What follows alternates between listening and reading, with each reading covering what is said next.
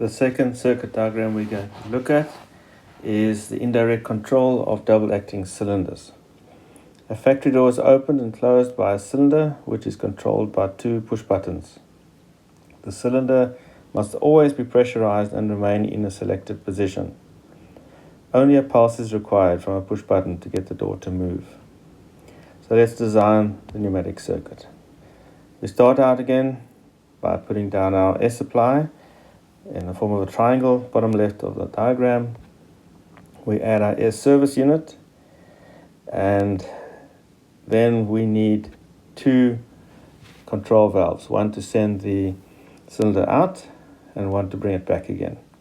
And these are both manually activated push buttons which have a spring return, and as you can see they are normally closed. The air supply coming at port 1 is closed off unless the valve is activated from the left to the right, and then port 1 and port 2 will be connected.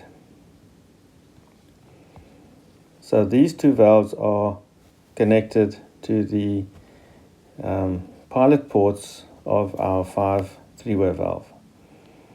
So the left hand push button is connected to the left hand pilot port, which would actually be port 14, because when the air supplied to that side, the 5 3-way valve moves to the right and connects port 1 to 4.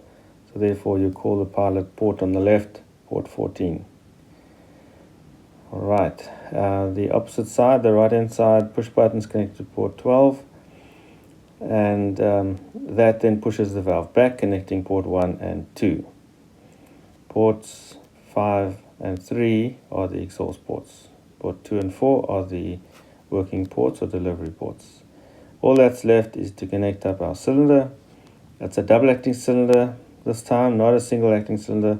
There's no spring on the inside. It's shown in the retracted position. If we push the button on the left hand side, then we move our 5 3-way valve across. The air goes through the 5 3-way valve from port 1 to port 4 to the back of the cylinder, pushes it out. If we then release the push button, it will stay there because the air supply will be constant on port 4 behind the cylinder.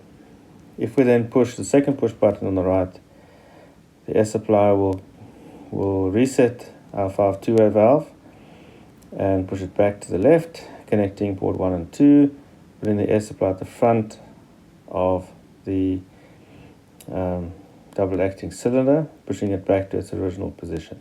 The air supply will stay there and therefore hold the door in the retracted or the extended position, irrespective of whether we're holding the push buttons down or not.